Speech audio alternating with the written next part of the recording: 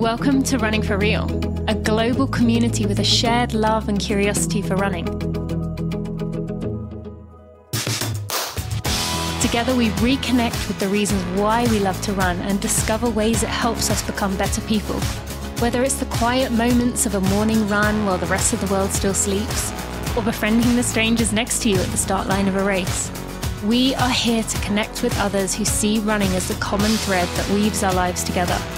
Come join me, Tina Muir, as I talk with people from all walks of life, united by a love of running.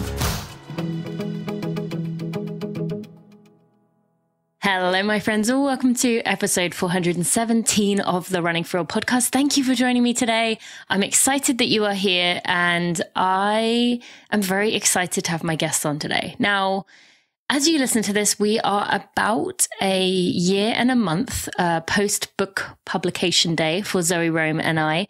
So proud of the work we did there, and we came out of that book period closer than ever. Zoë made the comment a few months ago to a friend of ours that I was on her board of directors and she is certainly on mine. And I think that really helps to clarify the friendship that we fostered through that book writing process, which doesn't always happen. And so I was very excited to bring my friend back on the podcast today with her co-host of the latest podcast that they have brought out together, which is very journalistic, which is very based on research, but it's also very funny. Like, genuinely, you will be laughing your way through this episode. It is serious, but also silly. It is full of research, but also real. They just walk a line beautifully. And we're going to talk about their podcast, Your Diet Sucks, that has been very popular. And I think a lot of it is because people from, I put myself in this bracket, there's a group of us that came in and we were given very mixed, maybe unhealthy messages about our relationship with food. And they are untangling those, which I find amazing and important. And I'm so glad to have them on the podcast today. Now, Zoë, you know enough about from previous episodes. She's been on this show many times, including with us having our chapter being chapters from the book shared as previous podcast episodes. But her co-host, Kylee Van Horn, is a registered dietitian who works with a lot of runners in the space. She has helped out many of my friends, helped them to get their training goals right. And you're going to hear about how she actually helped Zoë this year with her fueling and nutrition, as well as pacing Zoë to a third place finish at the Leadville 100 a few months ago. And I'm really excited to have both of these humans on the podcast. They're doing so much in the space. Kylee is fantastic to follow on Instagram. If you don't already, you will learn a lot. And just to humble brag, or not even need to humble brag, to brag about Zoë for just a moment. As of recording this, just a few days before you listen to this, Zoë just had her first byline in the New York Times in this beautiful, positive, uplifting article about the title being How Colorado Cowboys and Conservationists Join Forces to Stop Drilling. In the New York Times on the front page. So proud of my friend. I encourage you to go listen or read that article. You can do either of those. I'll put a link in the show notes. All right, let's get to this episode with Kylee and Zoë.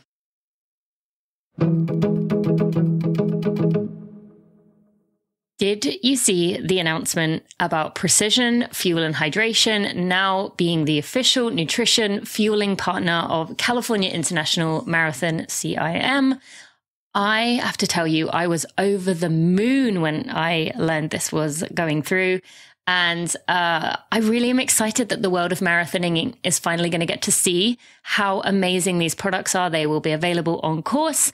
And if you are running CIM or you know someone who is, send them along the link in the show notes or tell them code Tina sent me. You will get 15% off your order to go get those gels, the chews, the electrolytes. And just for that, as I have talked a lot about precision and how much I use it, how easy it goes down, how much I actually enjoy taking it down on my bikes right now, or when I'm running around my 50 mile when I won, I use precision exclusively in that race as my fueling. And their gels have 30 grams of carbs, which is what we need, not so much the lower carb gels that we were taking in the past. My favorites are the PF30 gel, the mint and lemon chews. And yes, those are not kind of the stodgy chews that you might have had in previous other chews that you've tried. Mint and lemon, those are lovely. And make sure you do the free fuel and hydration planner that I'll put a link in the show notes to. Get it done, get it checked out for you for free, no obligations there. And with that, it's going to tell you how much electrolytes you need, how much fuel you need in terms of carbs and gels. And for me, I use the pH 1000 for my electrolytes, but yours will be different. So you can go to precisionhydration.com. You can use code Tina sent me and go check it out. Tina sent me.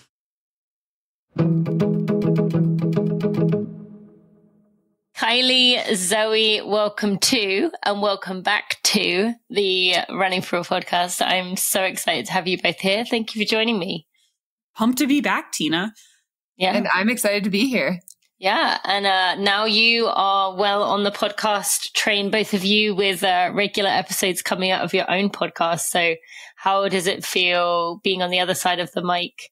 I know it's just between you most of the time, but well, from my perspective, it feels great to, one of the things that I think makes Your Diet Sucks a little bit different is we do a lot of pre-production research, and then I do a lot of post-production editing. So being able to just turn on a mic and chat be freeing.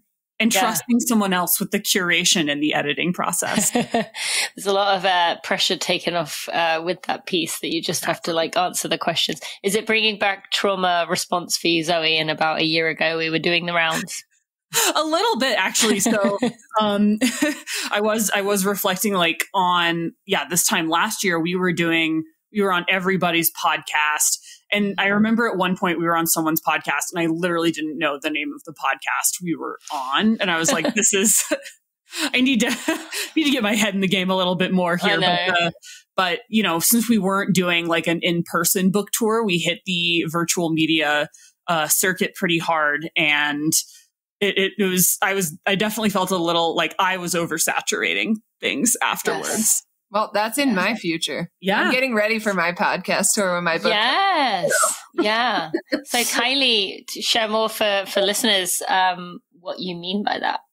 Yeah, I'm also working on a book that should come out next March, Practical Fueling for Endurance Athletes. So it's going to be a great resource for people to get some knowledge, but also some application tips for whether you're new or more advanced in endurance sports and how to fuel.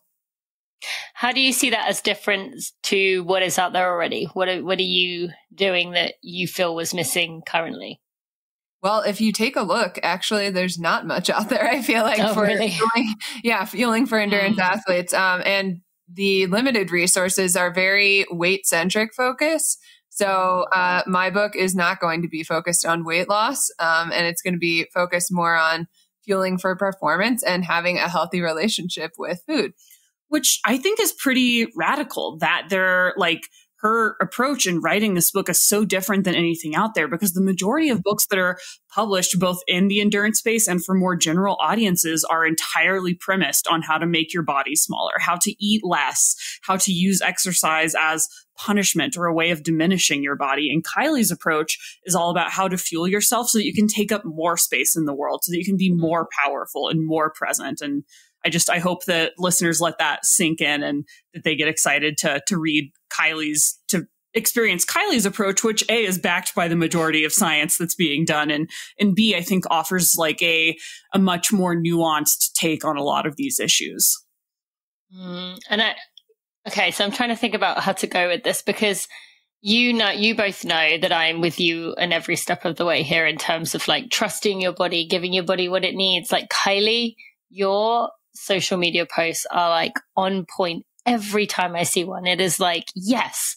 But that said, when someone is deeply entrenched or maybe has had, it took me years to untangle this, but someone who maybe wants so badly to believe that, but it sounds too fluffy, too unrealistic for them to love their body in that way.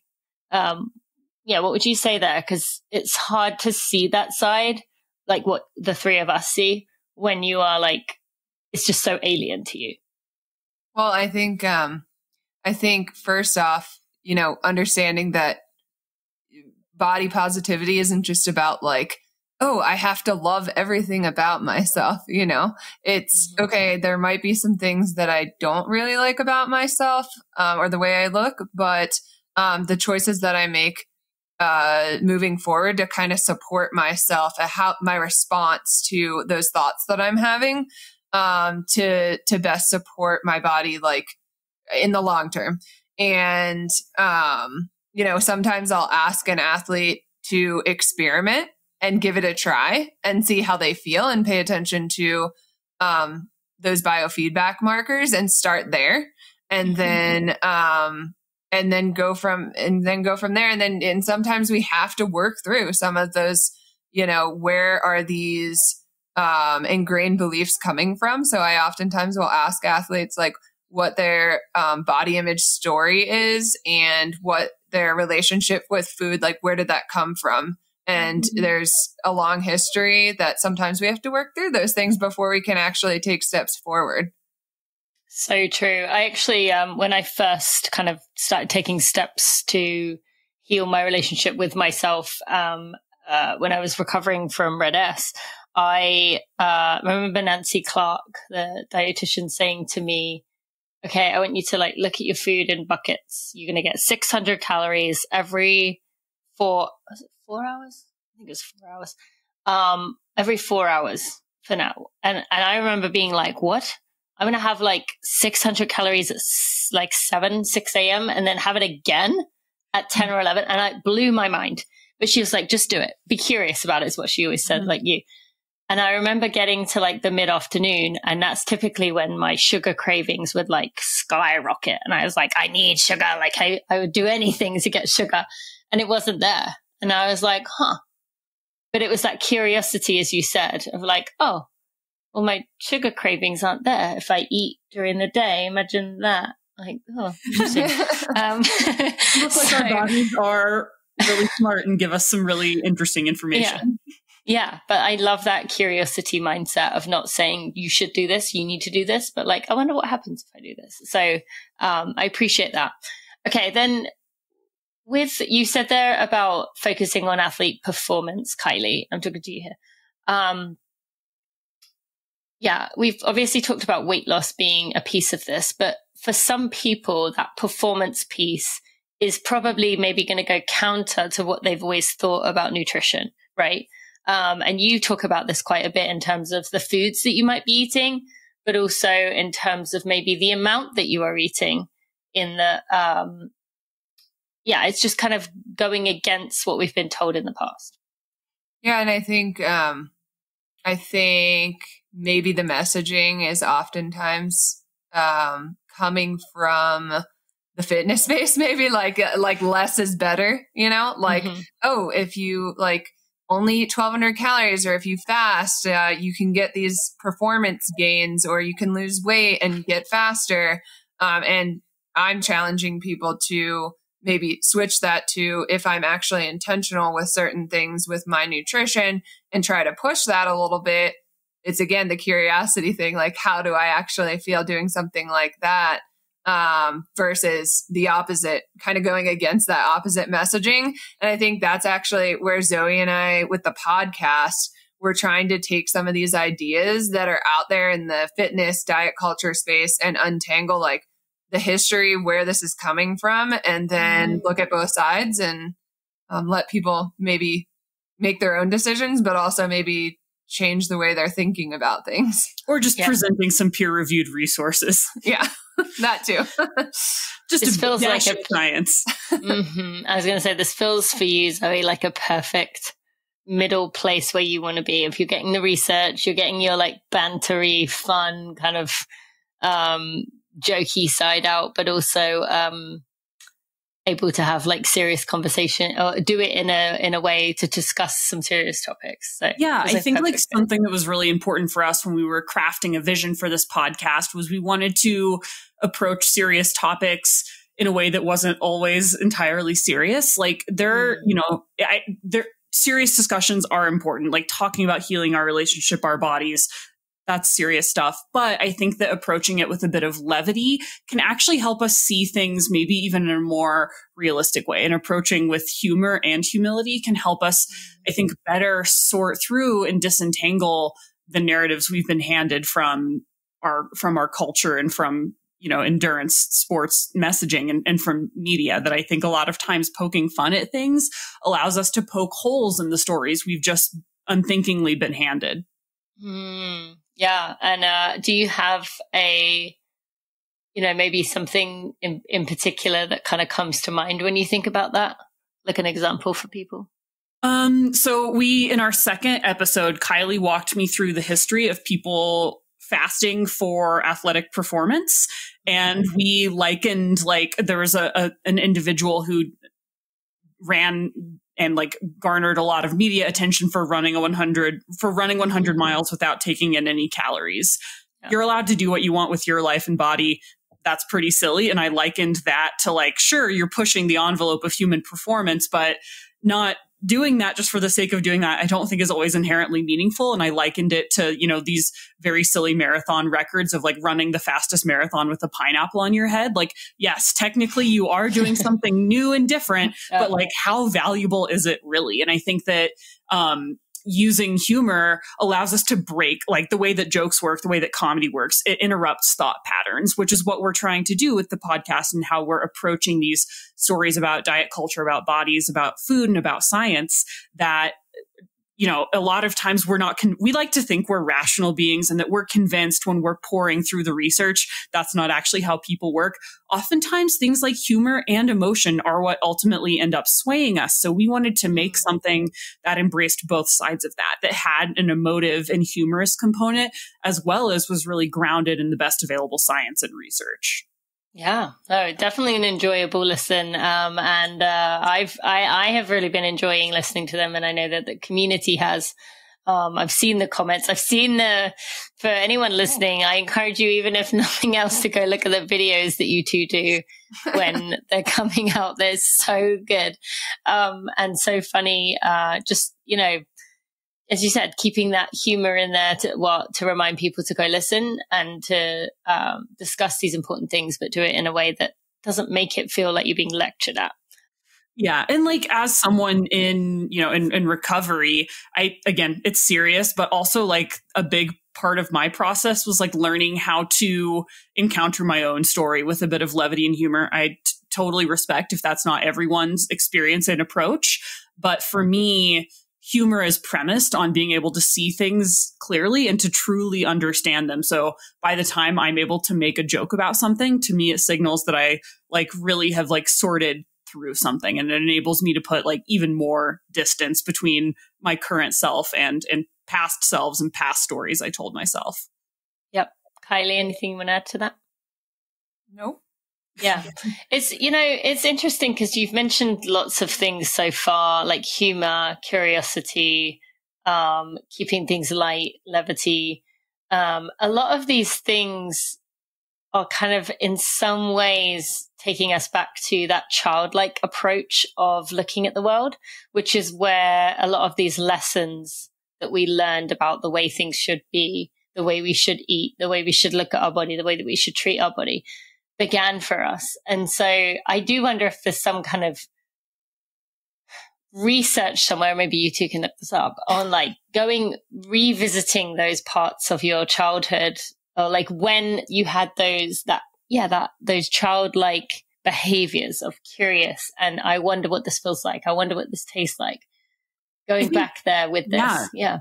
Kylee often speaks about her, when she's working with clients, going back to figure out where the start of their body story or their food story is. Mm-hmm. Yeah. And I think that can be really powerful to because some people don't make that connection and they'll go back, and then that allows for reflection and then working through those thought patterns a little bit more to help change things. So, journaling about it and then chatting through it and trying to make changes in that way. And especially if it involves food, we'll have conversations about, are these irrational thoughts, rational thoughts, and then working through some of that to get the rational side taking over. And I think a really beautiful thing about how like the childlike brain works that I think it does inform my approach to research is like, you know, how when you're trying to explain something to a kid, they just keep asking, why? Mm-hmm. Why? And I feel like that informs our approach to a lot of things because we want to go deep back in time. Like we've referenced like, you know, and we have an upcoming episode about the history of diet and influencers. And it took me all the way back to discovering that gladiators actually used to endorse olive oil and wine in ancient Rome. And that is sort of like where we think the history of athletic endorsements started, because like a lot of the stories that we're talking about aren't new. Authority has always been here. Power, influence, these aren't new stories. Some of the technology has changed and shifted, but we wanted to go back to start to pull on the strings to find out like, where did these things start? When did we decide as a culture that we should take diet advice from athletes? That seems like a bad idea. And it seems like since, you know, the time of gladiators, we've been outsourcing some of our decision making to athletes for no other reason than power.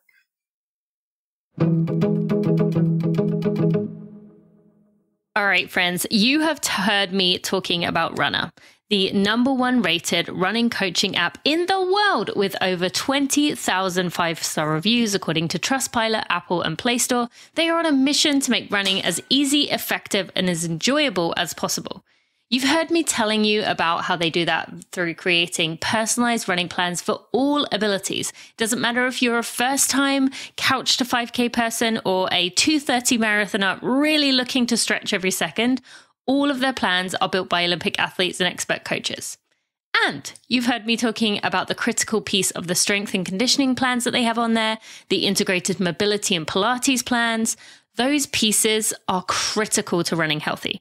I can honestly say I would not be in this situation with my foot right now had I done those supplemental activities that would have prevented me from ending up with a Haglund's deformity that needed surgery. It's important. And with Runna, you get it all there in the app.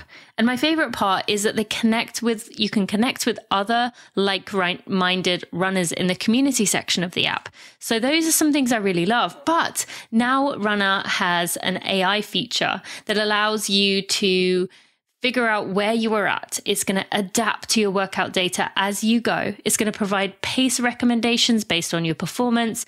It's going to keep updating as you add your sessions, as you add these hard workouts, and you're going to get recommendations that you can choose to accept or reject so that it will make changes for you. But if you don't want them, if you are following a plan, if you're coming back from injury, you just go as you need to go.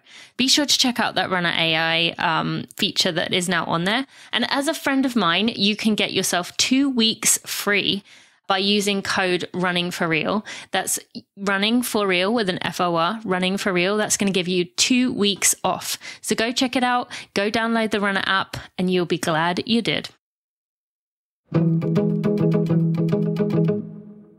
That is fascinating. Wow.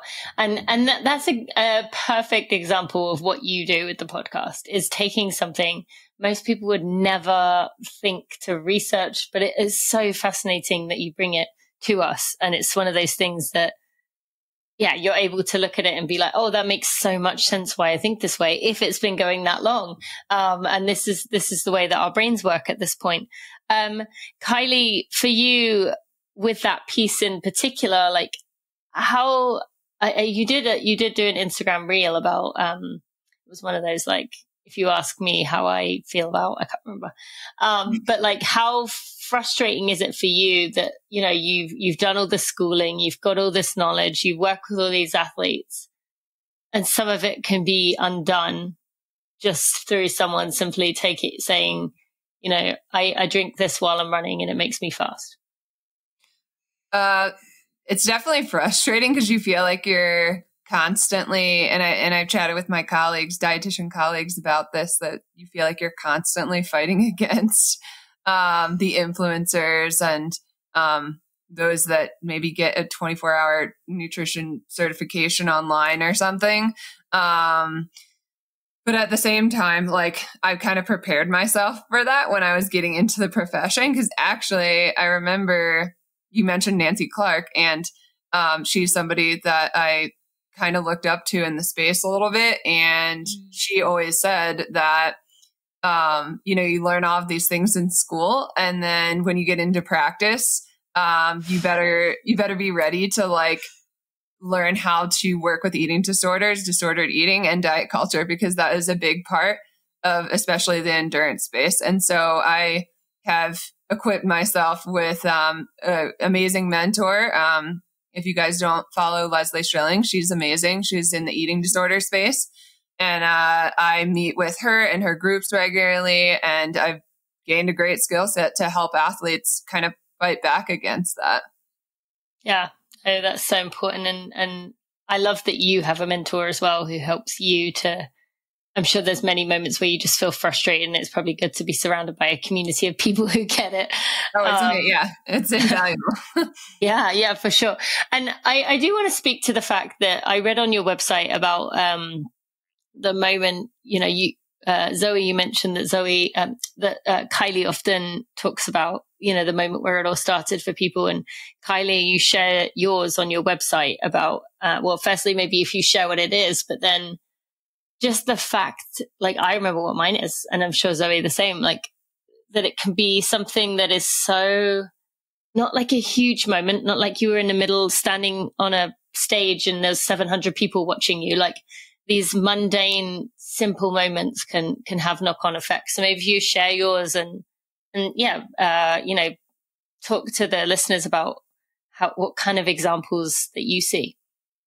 Yeah, I mean, some people might be like, okay, that triggered you. Interesting. But in high school, I remember going to this regional cross country meet with a friend, and we always joked that we were like the bigger girls, even though we weren't that big in all reality. And we went up to get shirts, and we had asked for a small shirt, and the people at the table were like, well, we're saving those for the smaller girls. And it was like, okay, like that just, kind of reinforced the joke that we had always made. And sometimes, when people are joking, there's some truth to that as well. And so that kind of got ingrained in my head a little bit. And then I never really struggled with an eating disorder. I had maybe some disordered eating tendencies.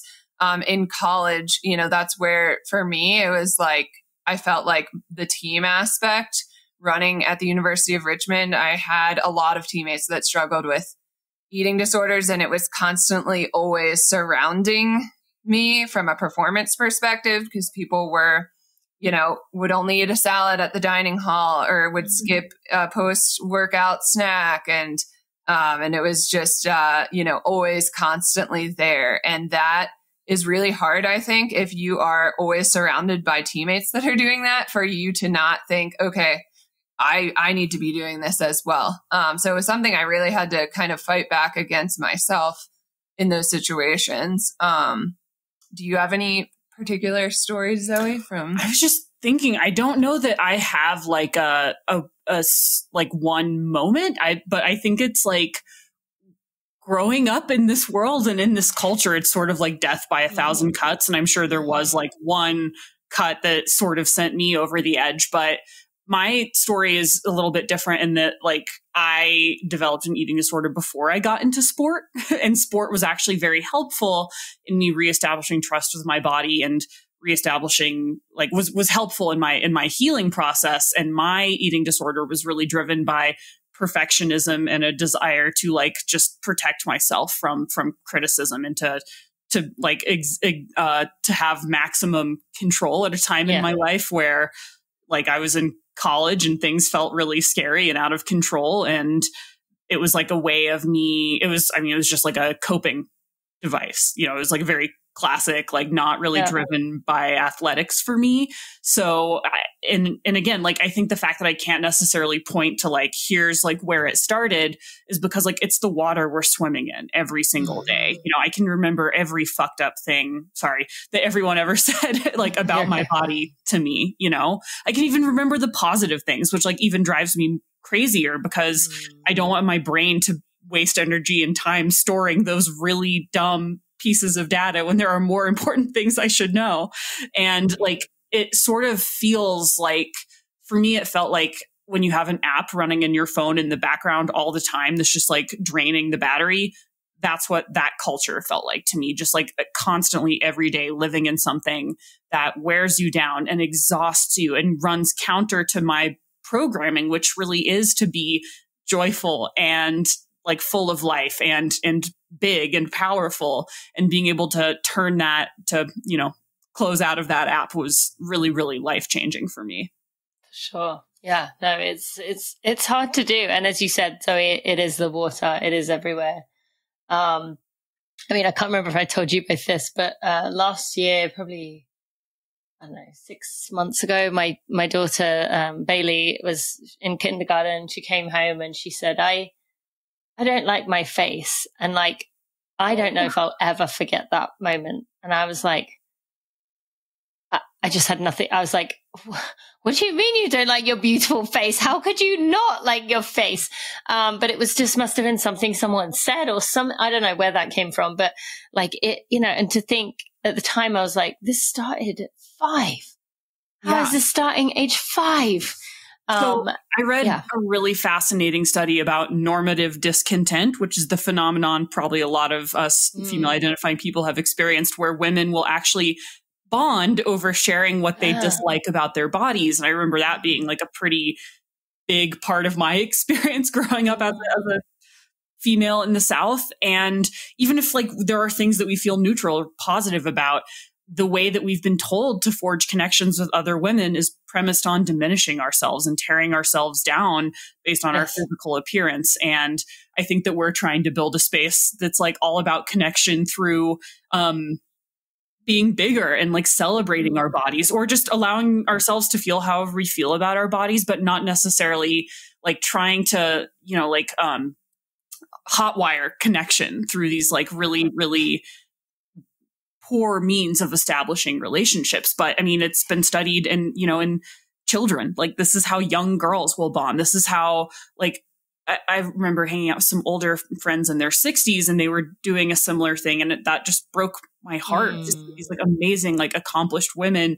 One had like a PhD, one was like a small business owner. And I was like, I can't believe that this is still where we're at, that instead of like sitting here sharing a glass of wine about what badasses we are, we're talking about our bodies, which are the least interesting things about us, in my opinion. Yes. 100%. Yeah, it is everywhere, and it is so tough to break free from that. So I'm glad that you are giving people a place to consider that and just question the things that we've been told, the things that we see, and just take another look at it, because it's not easy to do. But as you said, you've made it fun to do it, and it really is enjoyable to listen to. I really think people will get a lot of it. So I encourage people to go listen. And just to a few things, Kylie, before we move on here, just sticking on this theme. You've talked a lot about, you talk often about people kind of essentially making excuses for not feeling well. Like, I have this allergy, or I don't want to eat this because it's, you know, ultra processed, or I don't want to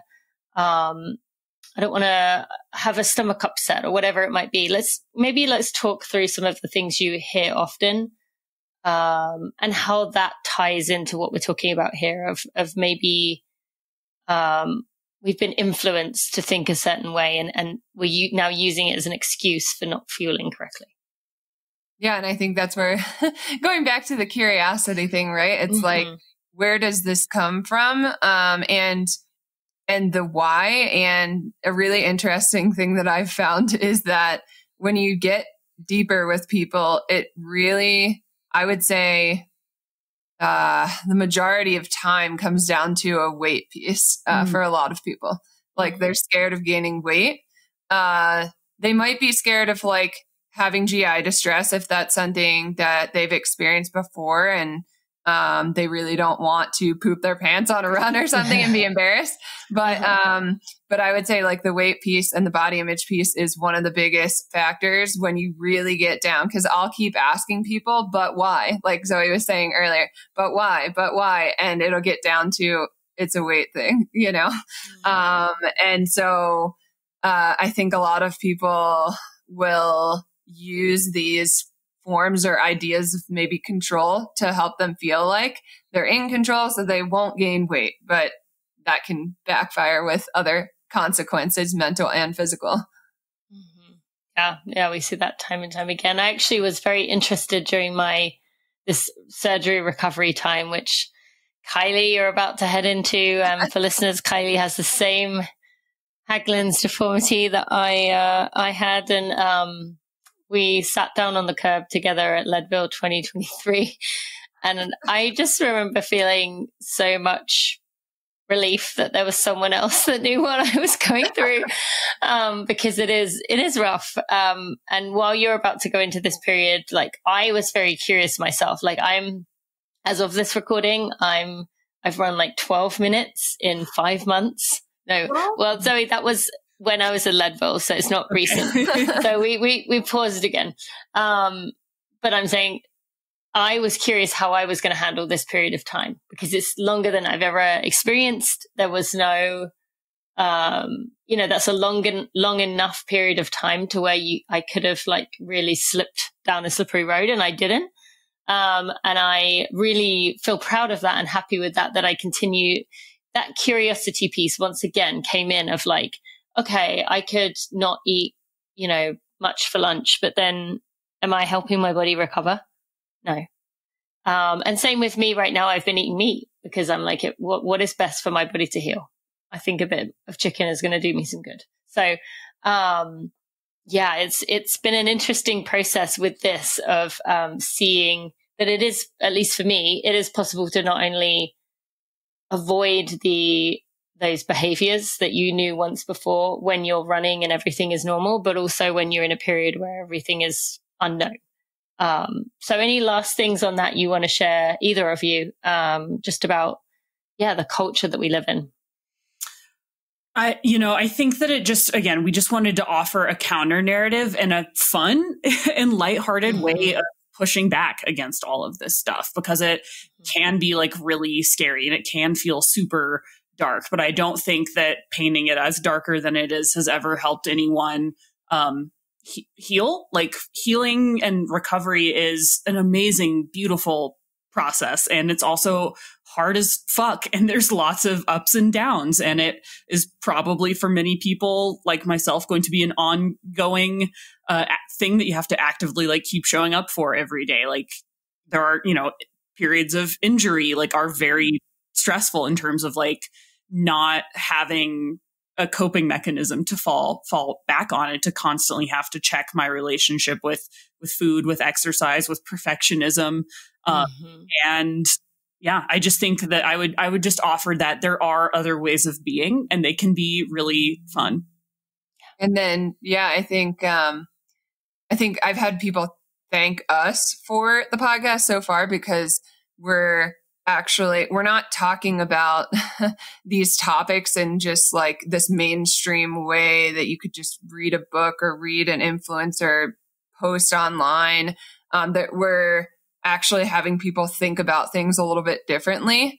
And hopefully that encourages other people then to evaluate themselves and then influence others. And it's kind of this downstream effect. And I've actually had that happen in one-on-one work with clients too, where they'll say like, I started fueling more during my long run. And then the friend that I run with, they were like asking me about it because they only do one gel in 3 hours or something.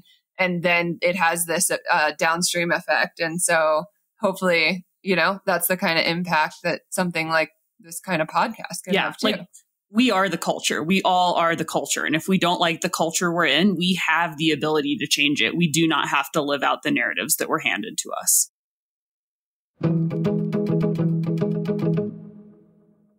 You've heard me talking about Tracksmith for years, 5 years to be exact, because those same items that I was given 5 years ago are still lasting the same, even though they've done hundreds of runs, thousands of miles. And recently they've been handling sweaty bike workouts, especially when I'm on the stationary trainer, as well as even swims. I've done a few swims in my items. The quality, the durability is lasting beautifully. And that is because Tracksmith takes so much pride in what they make. As I've mentioned before, the number one thing you can do environmentally when it comes to your running clothes is to buy high quality items that last. I am a big fan of many of the items that are bestsellers, including the Session Speed shorts. Those are my favorite shorts of all time. I love all the tanks. I really just love every one of them. I wear them almost every day. I'm wearing one of those tanks, as well as the Session short tights. You can go check those out.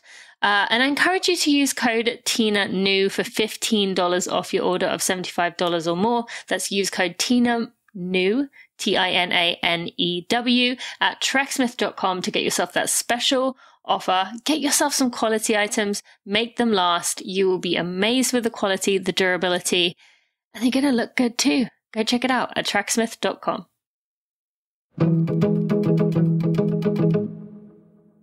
So that's a good shifting point there with Zoe.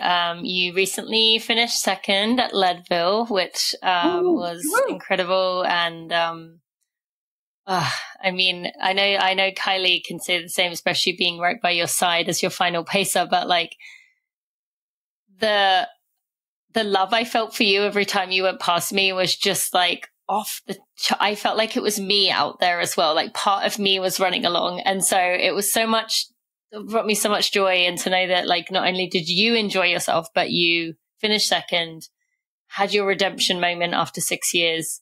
So first, let's reflect on that. It's been a few weeks. How are you feeling how is it sunken in now?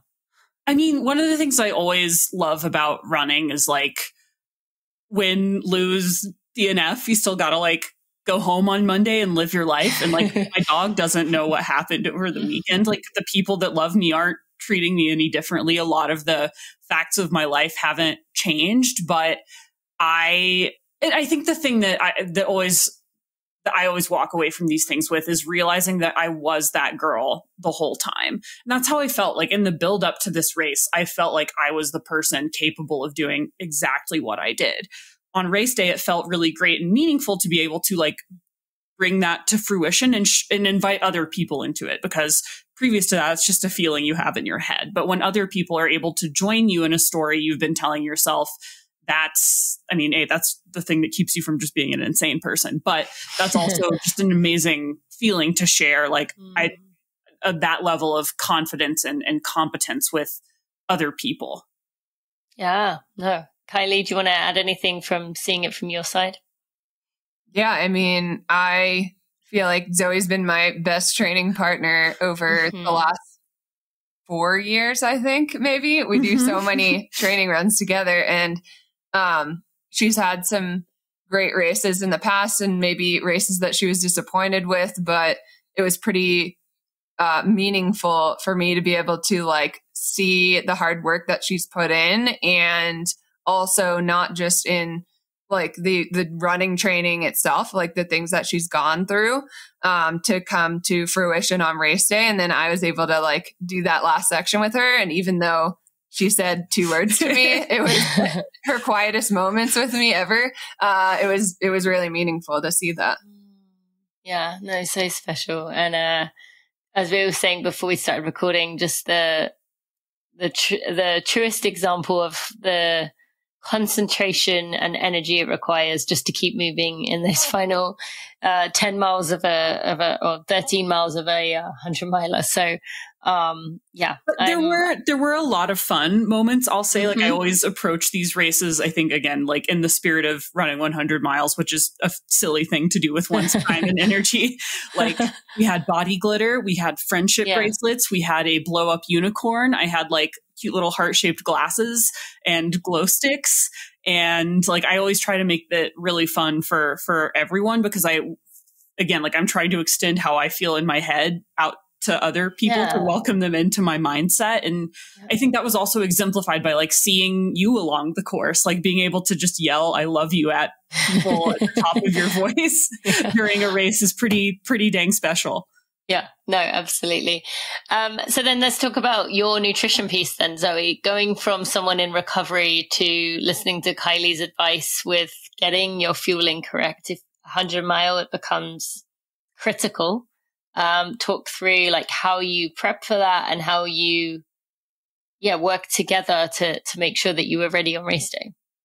Yeah. Well, I think for me, like a light bulb moment I had about ultra running in general was realizing I had a talent for eating while running and like something that I used to have a challenged relationship with when I had gotten it to or like sort of advanced in my recovery. I was like, oh, this is actually like a superpower. The fact that I have like a strong drive towards hunger is like an amazing thing. And because of that, like I've also been a pretty durable athlete in the long term. And I am able to take in a pretty good amount of carbohydrates while racing. Funnily enough, Leadville was the hardest time I've ever had fueling. I usually historically have fueled my hundreds with like sports nutrition from start to finish. And at Leadville, thanks to the encouragement of Kylee here, she encouraged me to incorporate more whole foods earlier on, which I usually that was part of the plan always. This is the first time I'd really done that in a race. But you planned it before. It wasn't like a switch to it. Okay. Yeah. And that ended up being key because randomly gels kind of stopped working for me later in the day, but I was still able to do liquid fueling. So I was taking in some like carbohydrate drink, some recovery drink, and a ton of mashed potatoes and tater tots. And so I was really glad to have been pushed because like previously I was just like, why would I like it's just they're harder, they're less calorie intensive. And they ended up being such a lifesaver because I was able to keep eating a pretty substantial amount of potato well into the night. So would recommend trying that in other in people's next races. And just remaining open-minded to evolving your fueling strategy, because I was sort of like, oh, I'm just going to do what's always worked for me. And Kylee was like, we need to talk. So isn't mashed potatoes a staple? Right, that's a food that people often crave. Is that right? Or I wouldn't say crave, but it is pretty common at races because it's pretty simple carb. Okay, so then Kylee, talk through why did you have Zoe switch it out, adding some whole foods rather than just gels? Yeah, something I work with my ultra athletes on. Maybe not my marathoners. So let's not, I know this is a diverse audience. A PB&J while you're trying to run 2.5 hours. Not. There's a reason why that's not on the New York City Marathon course. But we're thinking ultra endurance, like Ironman triathlon, maybe a 50 miler, 100 miler, diversity and adaptability. And so I'm working a lot with my athletes on having some variety built into the plan that you practice with. And then thinking through strategically, like what makes sense. So, during hotter parts of the day, sometimes people are not able to chew and eat solid foods. So making sure you've got enough liquid nutrition, gels planned for that time of the day, but also maybe a mashed potato option if you need a savory option and your stomach, like you get sweet fatigue or your stomach feels a little off. Sometimes those alternatives can help kind of break that up and give you a break and feel like you have a reset. So I help athletes come up with a varied enough plan, but not something too complicated. And then they can be an adaptable athlete on race day and have some options for themselves. And what do you suggest with people when it comes to like gut training of, preparing your stomach to handle the volume of food you're putting into it? Yeah, I think, giving yourself enough time, because I have athletes that are trying to figure this out 4 weeks before their race. That might not be the best strategy. What is long enough? I usually say a couple months, like 3 months is a good time to start, or if not earlier.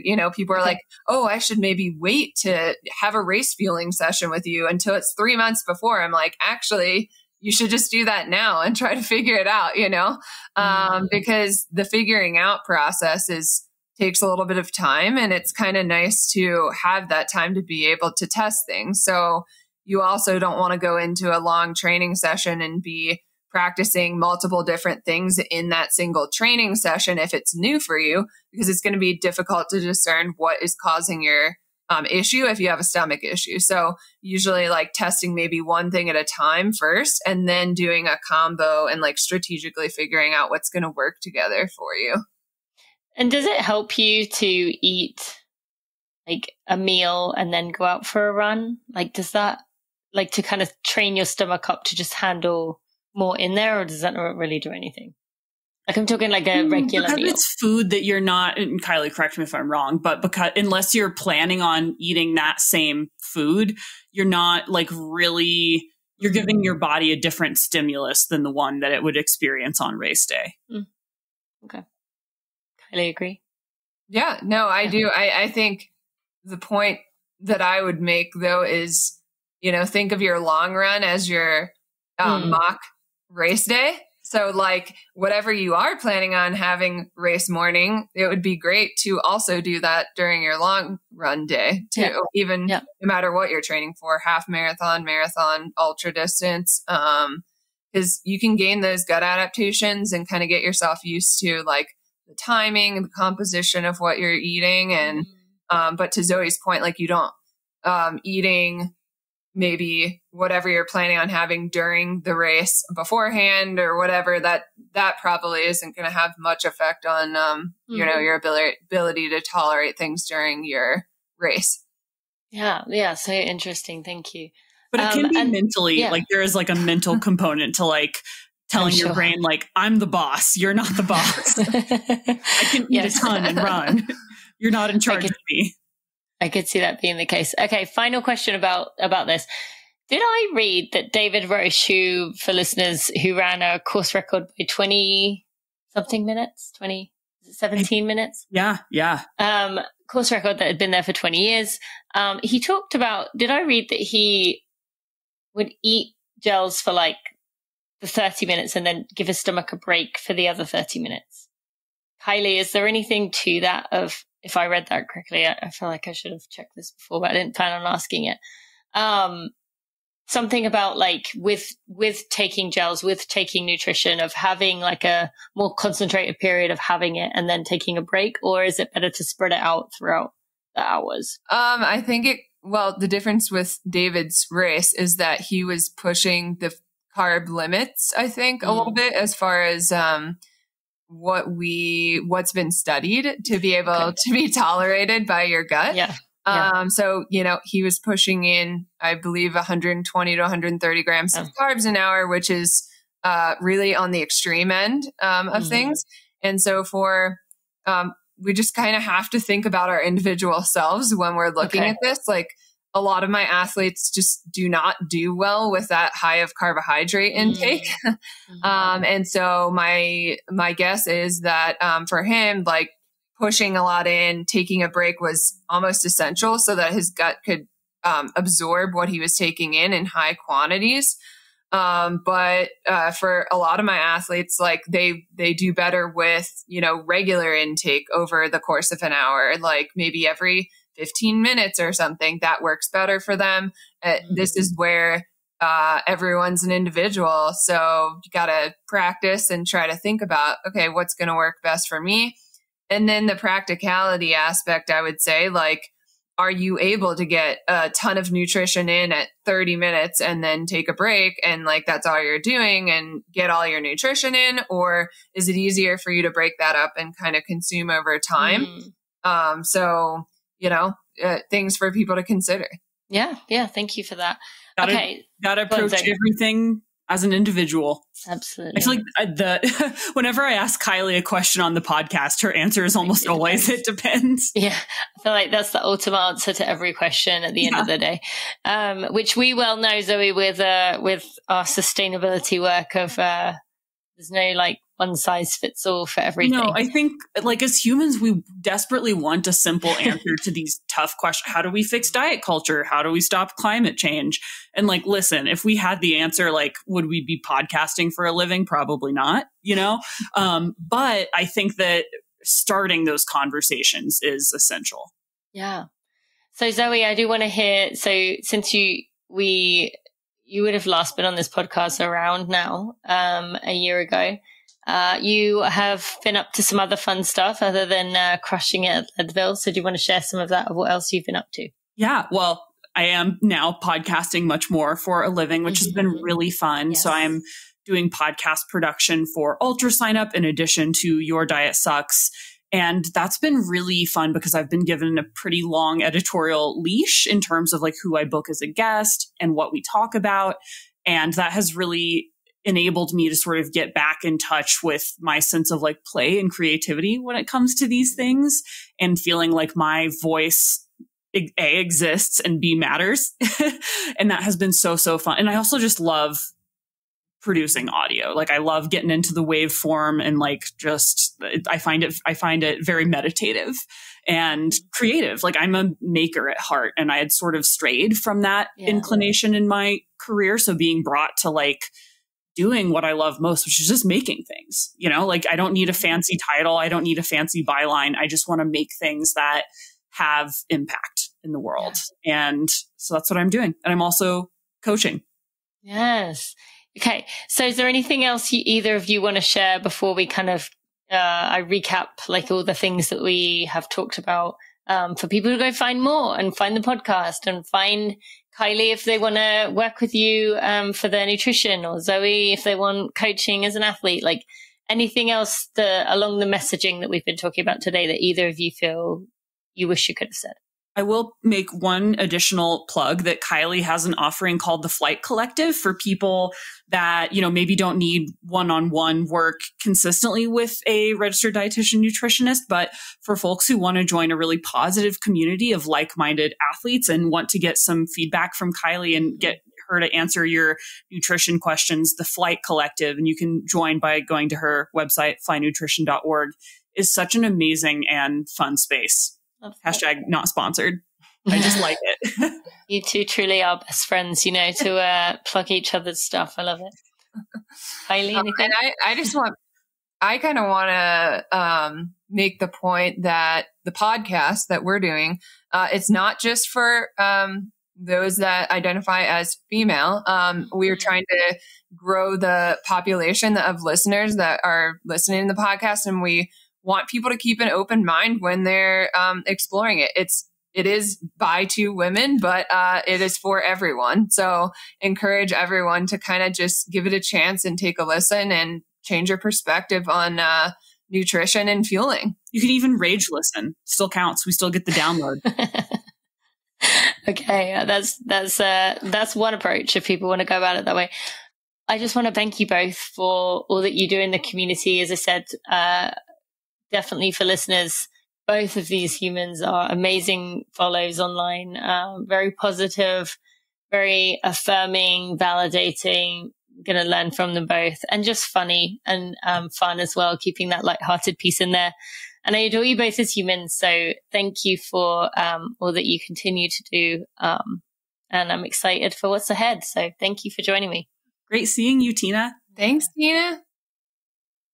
Before we go any further, I just want to give a quick shout out to the Running for Real team. Without them, I would not be able to do barely anything compared to what I'm able to do today. They are behind the scenes. They are there for me. I am just so appreciative of them. To Jeremy Nessel, our podcast editor, audio consultant, and someone who's been with me since the start. To Sally Pontarelli, our content and operations manager, who is there day to day doing all the things to help me be successful. To Kelsey Wang, our head of design, and Louise Murphy, our associate designer. And finally, to Sandy Gutierrez, our photographer and content strategist. I am appreciative of all of you and wouldn't be able to do what I do without you. You really get to get a sense of the dynamic on the podcast. I strongly encourage you go check that out. And just follow along with what they're doing in general. Both of those women are doing amazing work to make the world a better place, but do it from a place of learning and growth. And I really admire both of them for the work that they have done in the space. You can find lots of links in the show notes by going to runningforreal.com/episode 417. You can also find links to our partners in there, to Precision, get that 15% off. Remember, if you're running CIM, it is the nutrition you can use. On course, to Runna, you can get that 2-week free trial. And to Tracksmith, you can get that $15 off your order of $75 or more. Again, that's runningforreal.com/episode 417. I will see you next week.